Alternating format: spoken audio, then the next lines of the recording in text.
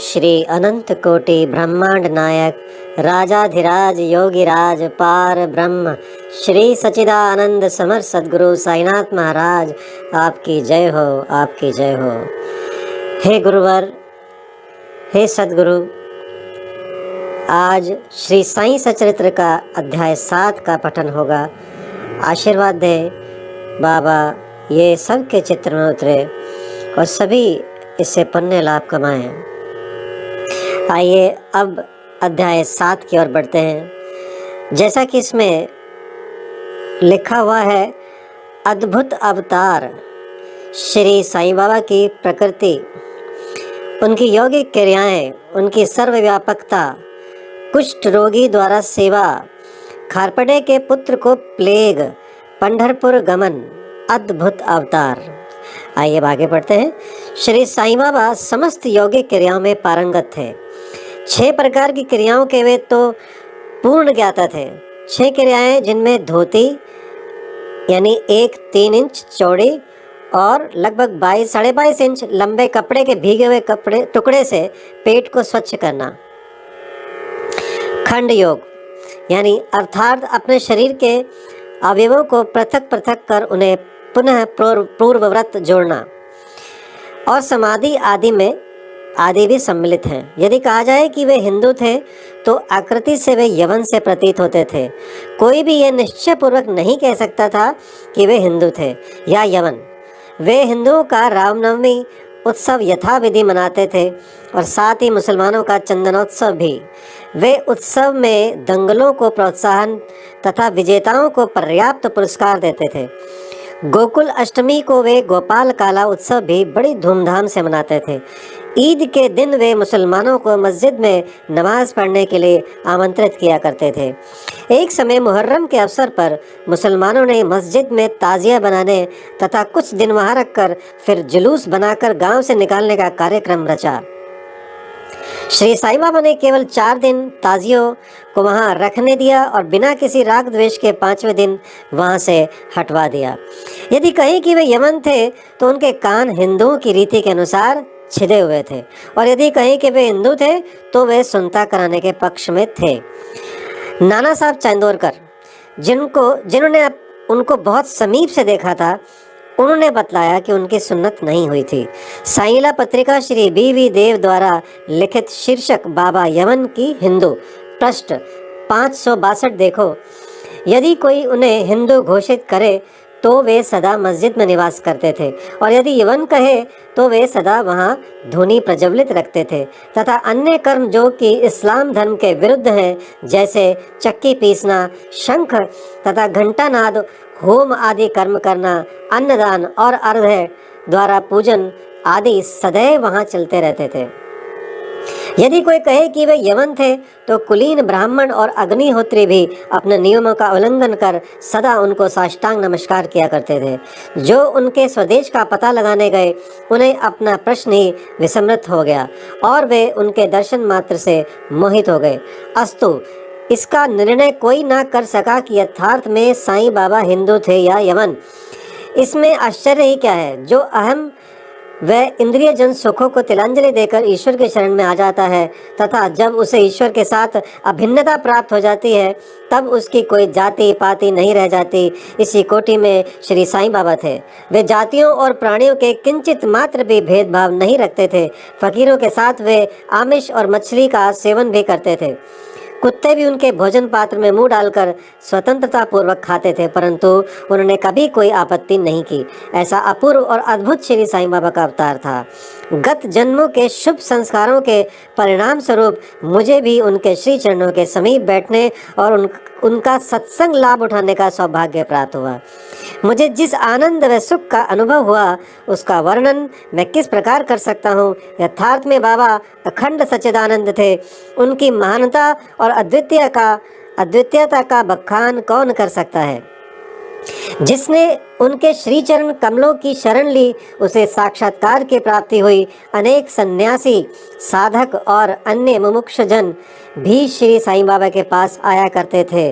बाबा भी सदैव उनके साथ चलते फिरते, उठते बैठते, उनसे वार्तालाप कर उनका चित्तरंजन किया करते थे। अल्लाह मालिक सदैव उनके होठों पर था। वे कभी भी विवाद और मतभेद में नहीं पड़ते थे तथा सदा शांत और स्थिर रहते थे, परंतु कभी कभी वे क्रोधित हो जाया करते थे। वे सदैव ही वेदांत की शिक्षा दिया करते थे। कोई भी अंत तक ना जान सका कि श्री साईं बाबा वास्तव में कौन थे। अमीर और गरीब दोनों उनके लिए एक समान थे। वे लोगों के गुह्य व्यापार को पूर्णतया जानते थे और जब वे रहस्य प्रकट करते तो सब विस्मित हो जाते थे। स्वयं ज्ञानावतार होकर भी वे सदैव ज्ञानता का प्रदर्शन किया करते थे। उन्हें आदर सत्कार से सदैव अरुचि थी। इस प्रकार का श्री साईं बाबा का वैशिष्ट्य थे तो वे शरीरधारी, परंतु कर्मों से उनकी ईश्वरता स्पष्ट झलकती थी। शिरडी के सकल नर नारी उन्हें परब्रह्म ही मानते थे। आइए बाबा की प्रकृति। मैं मूर्ख जो हूँ, श्री साईं बाबा की अद्भुत लीलाओं का वर्णन नहीं कर सकता। शिरडी के प्राय समस्त मंदिरों का उन्होंने जीर्णोद्धार किया। श्री तात्या पाटिल के द्वारा शनि, गणपति, शंकर, पार्वती, ग्राम्य देवता और हनुमान जी आदि के मंदिर ठीक करवाए। उनका दान भी विलक्षण था। दक्षिणा के रूप में जो धन एकत्रित होता था उसमें से वे किसी को 20 रुपये, किसी को 15 रुपये या किसी को 50 रुपये इस प्रकार प्रतिदिन स्वच्छंदता पूर्वक वितरण कर देते थे। प्राप्तिकर्ता उसे शुद्ध दान समझता था। बाबा को भी सदैव यही इच्छा थी कि उसका उपयुक्त रीति से व्यय किया जाए। बाबा के दर्शन से भक्तों को अनेक प्रकार का लाभ पहुंचता था।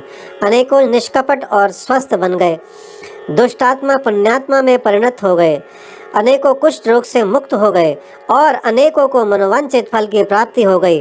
पंगुओं की पंगुता नष्ट हो गई। उनकी कीर्ति दूर दूर तक फैलती गई और भिन्न भिन्न स्थानों से यात्रियों के झुंड शिरडी आने लगे। बाबा सदा धुनी के पास ही आसन जमाए रहते और वहीं विश्राम किया करते थे। वे कभी स्नान करते और कभी स्नान किए बिना ही समाधि में लीन रहते थे। वे सिर पर एक साफा, कमर में एक धोती और तन ढकने के लिए एक अंगरखा धारण करते थे। प्रारंभ से ही उनकी वेशभूषा इसी प्रकार थी।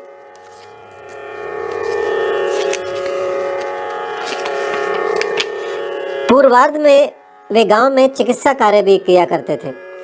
रोगियों को निदान कर उन्हें औषधि भी देते थे और उनके हाथ में अपरिमित यश था। इस कारण से वे अल्पकाल में ही योग्य चिकित्सक विख्यात हो गए। वहाँ केवल एक ही घटना का उल्लेख किया जाता है जो बड़ी विचित्र सी है, विलक्षण नेत्र चिकित्सा। आइए इसके बारे में जानते हैं। एक भक्त की आंखें बहुत लाल हो गई थी, उनमें सूजन भी आ गई थी। शिरडी सरीखे छोटे ग्राम में डॉक्टर कहाँ। तब भक्तगण ने रोगी को बाबा के समक्ष उपस्थित किया। इस प्रकार की पीड़ा में डॉक्टर प्राय लेप, मरहम, अंजन, गाय का दूध तथा कपूर युक्त औषधियों को प्रयोग में लाते थे, पर बाबा की औषधि तो सर्वथा ही भिन्न थी।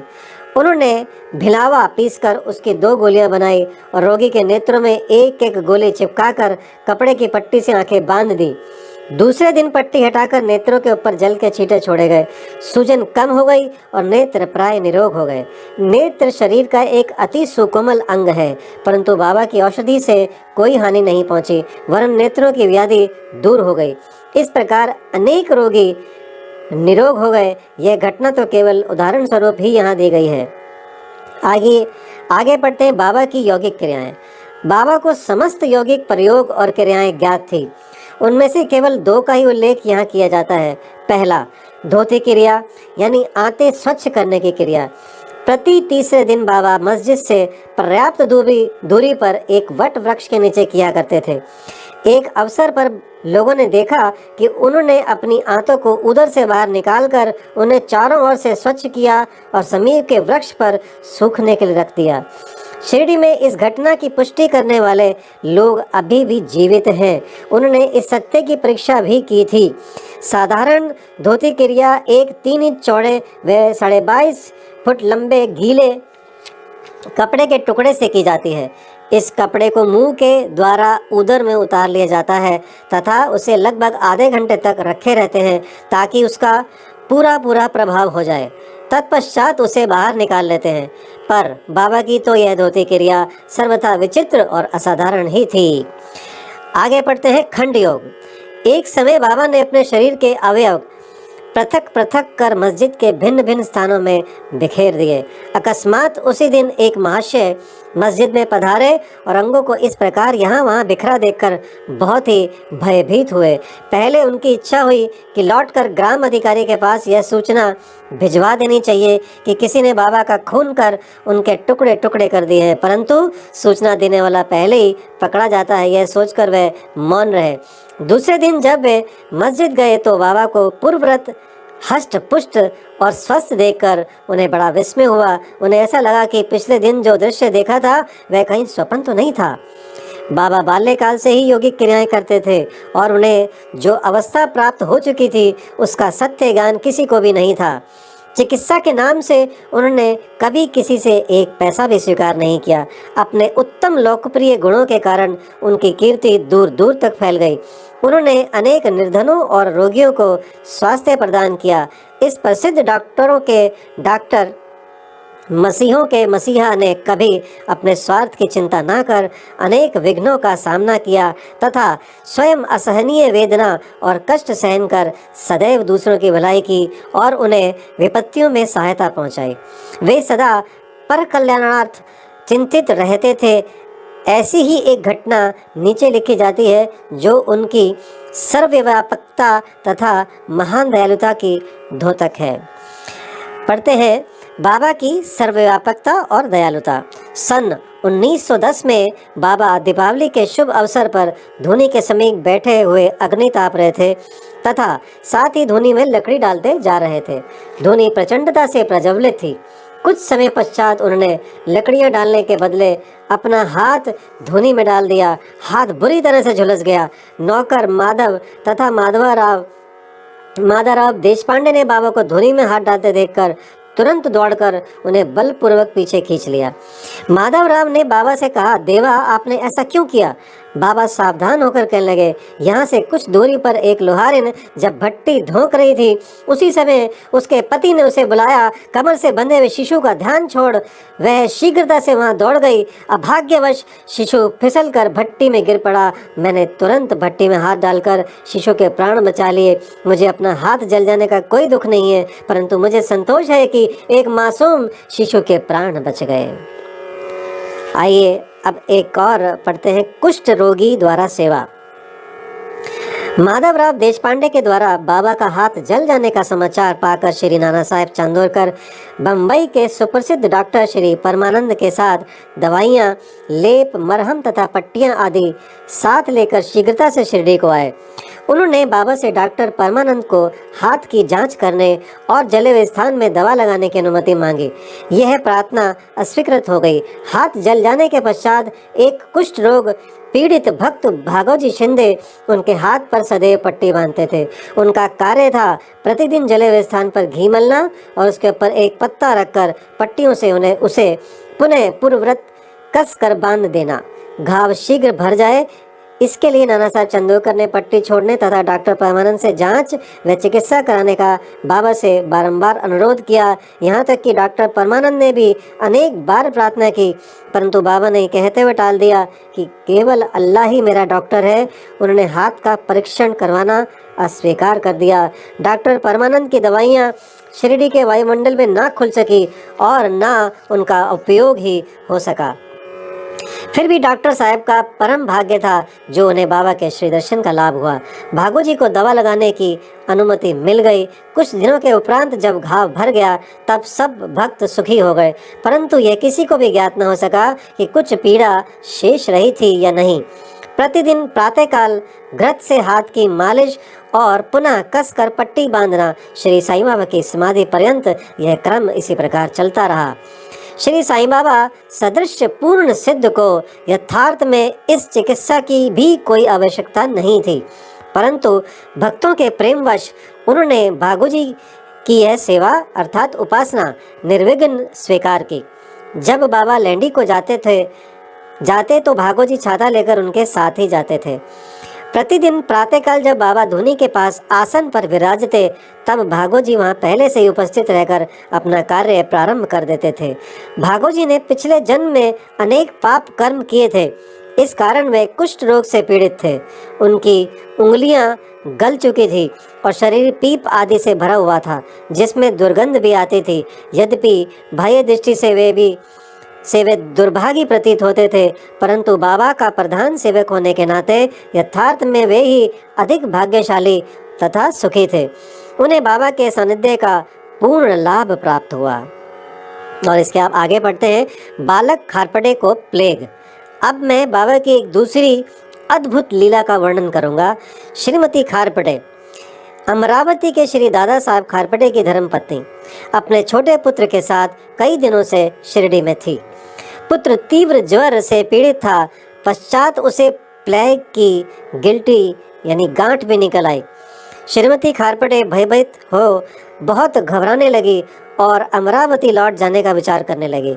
संध्या समय जब बाबा वायु सेवन के लिए वाड़े, अब जो समाधि मंदिर कहा जाता है, उसके पास से जा रहे थे, तब उन्होंने उनसे लौटने की अनुमति मांगी तथा कंपित स्वर में कहने लगी कि मेरा प्रिय पुत्र प्लेग से ग्रस्त हो गया है, अतः अब मैं घर लौटना चाहती हूँ। प्रेम पूर्वक उनका समाधान करते हुए बाबा ने कहा, आकाश में बहुत बादल छाए हुए हैं, उनके हटते ही आकाश पूर्ववत स्वच्छ हो जाएगा।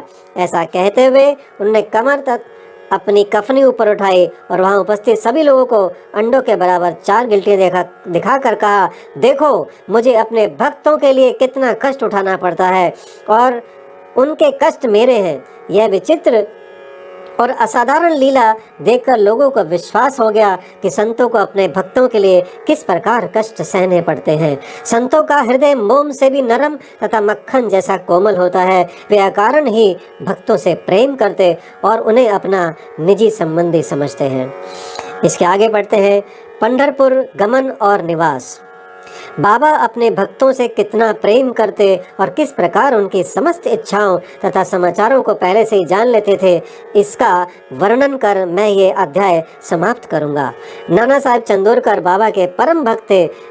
वे खानदेश में नंदूरबार के मामलतदार थे। उनका पंढरपुर को स्थानांतरण हो गया और श्री साईं बाबा की भक्ति उन्हें फलदायी हो गई, क्योंकि उन्हें पंढरपुर जो भूवैकुंठ यानी पृथ्वी का स्वर्ग सदृश ही समझा जाता था, उसमें रहने का अवसर प्राप्त हो गया। नाना साहब को शीघ्र ही कार्यभार संभालना था, इसलिए वे किसी को पूर्व पत्र या सूचना दिए बिना ही शीघ्रता से शिरडी को रवाना हो गए। वे अपने पंढरपुर शिरडी में अचानक ही पहुंचकर अपने विठोबा यानी बाबा को नमस्कार कर फिर आगे प्रस्थान करना चाहते थे। नाना साहब के आगमन की किसी को भी सूचना न थी, परंतु बाबा से क्या छिपा था, वे तो सर्वज्ञ थे।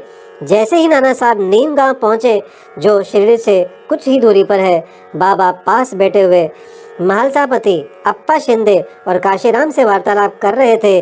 उसी समय मस्जिद में स्तब्धता छा गई और बाबा ने अचानक ही कहा, चलो चारों मिलकर भजन करें। पंढरपुर के द्वार खुले हुए हैं, यह भजन प्रेम पूर्वक गाएं। पंढरपुरला जायचे जायचे, तिथेच मजला राहचे, तिथेच मजला राहचे, घर में माइया राहचे। सब मिलकर गाने लगे। इसका भावार्थ है, मुझे पंढरपुर जाकर वहीं रहना है, क्योंकि वह मेरे स्वामी ईश्वर का घर है। बाबा गाते जाते और भक्तगण उसे दोहराते जाते थे। कुछ समय में नाना साहब ने वहां सकुटुंब पहुंचकर बाबा को प्रणाम किया। उन्होंने बाबा से पंढरपुर पधारने तथा वहां निवास करने की प्रार्थना की। पाठकों, अब इस प्रार्थना की आवश्यकता ही कहाँ थी। भक्तगण ने नाना साहब को बताया कि बाबा पंढरपुर वास के भाव में पहले से ही थे। यह सुनकर नाना साहब द्रवित हो श्री चरणों में गिर पड़े और बाबा की आज्ञा, उदी तथा आशीर्वाद प्राप्त कर वे पंढरपुर को रवाना हो गए। बाबा की कथाएं अनंत हैं। अन्य विषय जैसे मानव जन्म का महत्व, बाबा का भिक्षावृत्ति पर निर्वाह, बाईजाबाई की सेवा तथा अन्य कथाओं को अगले अध्याय के लिए शेष रखकर अब मुझे यहाँ विश्राम करना चाहिए। श्री सद्गुरु साईनाथ परमस्तु। शुभम भवतु। ओम साई राम।